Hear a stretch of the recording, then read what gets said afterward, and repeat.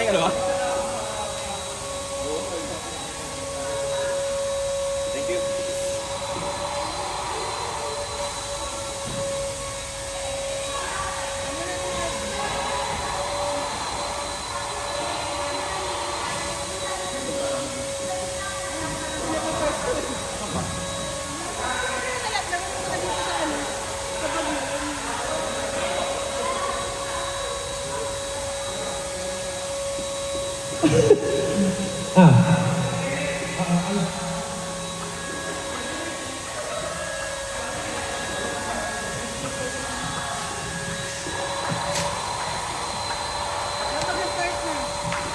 Okay. Sister Jasmine, let's start in 1 minute.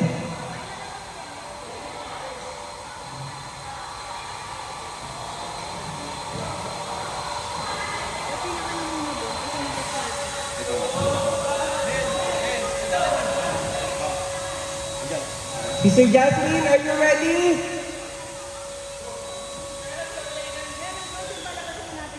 Kuya, go, go, go, go! Last na yan! Muna!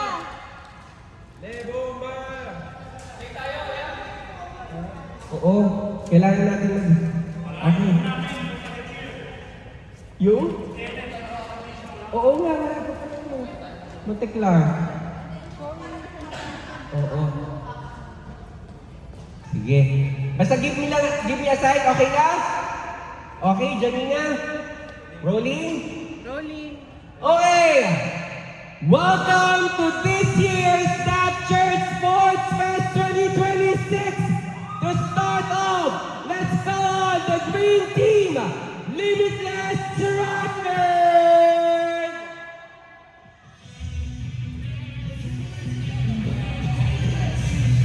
Can we hear it from the Green Team?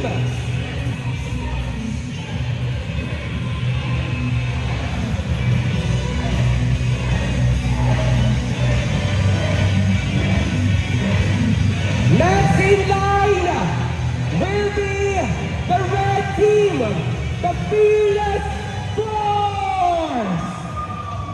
Let us hear from the Fearless Force, red team. Woo! Come on!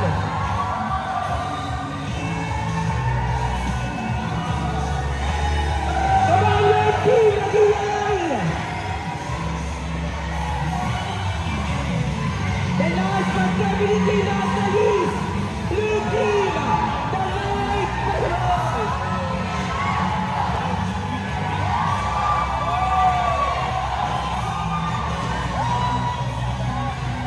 Come on, Magingay!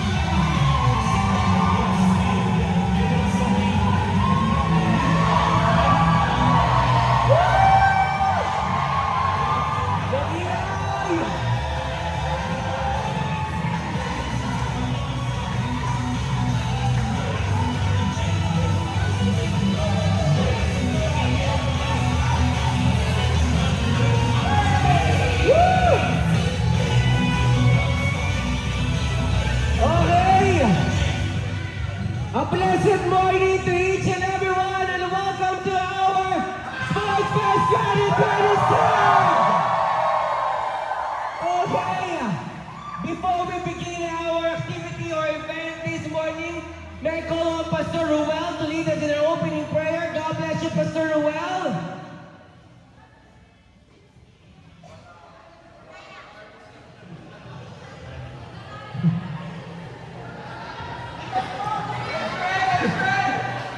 Praise God. Shall we clap our hands muna mga kapatid?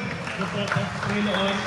Let's pray. Hallelujah, Panginoon. Salamat po Diyos sa paglakas ng physical, Panginoon. Sa umaga ito, Panginoon. Salamat sa buhay, Panginoon. Ngayong ipinagkaloob sa bawat isa sa amin, Panginoon. We are here gathered together, Panginoon, for our sport fest, Panginoon. I pray, Lord Jesus, hallelujah, for the spirit of camaraderie, Panginoon. Nawa, Panginoon, na hallelujah, sa bawat laro namin, Panginoon. Ikaw ang manguna, Panginoon. Ikaw ang itaas namin, Panginoon, sa bawat isa sa amin, Panginoon. Patnubayan mo ang bawat isa, Panginoon. Hallelujah, bigyan mo po ang bawat isa, Panginoon, ng self-control, Panginoon, sa gabi, sa umaga ito, Panginoon. Bigyan mo, Panginoon, kami, Panginoon. Hallelujah, ng sportsmanship, Panginoon. Hallelujah, sa umaga ito, Panginoon, habang dinadaos namin at ina-enjoy namin, Panginoon, ang aming sport ko sa umaga ito. Pagpalain ka, Panginoon, dinadakila ka namin sinasamba. Salamat ka po rin, God. In Jesus' name I pray. Amen. Thank you, Pastor Juan. And to officially open our DAP Sports Fest 2026, let's call on our senior pastor, Reverend Julian Rosalero.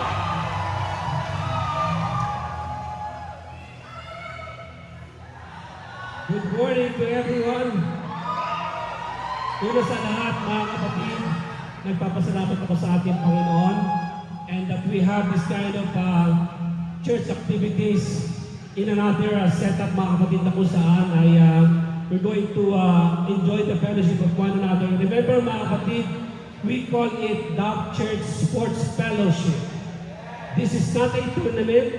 This is not a competition, mga kapatid, but it is a fellowship. So we welcome every one of you, mga kapatid, especially yung mga first time na makakasama natin sa ganitong gawain, mga kapatid. Let me just remind every one of you that we are not here to showcase our skill when it comes to sports. We're not here to showcase our, especially sa basketball, yung pirouette na natin, mga kapatid, yung mga layup natin, yung mga pag-box out natin, mga kapatid. So we're here, mga kapatid, most importantly is to showcase our brotherhood, our unity, especially the unity of faith, mga kapatid.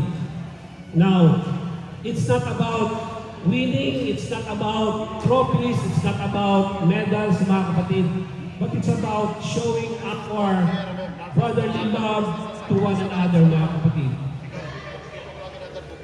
So, there's a scripture that says in 1 Timothy chapter 4, verse 8, sabi ng mga kapatid, bodily exercise profit a little, but godliness, sabi ng mga kapatid, profit everything. So, sabi doon, mga kapatid, if I will translate it to Tagalog, sabi doon, yung kakaunting pag-ehersisyo ng ating katawan, maliit lang daw po ang benepisyo niya sa ating katawan. Pero yung pagiging maka-Diyos natin, marami po itong benepisyo, mga kapatid. That's what we want to showcase, mga kapatid, yung ating godliness.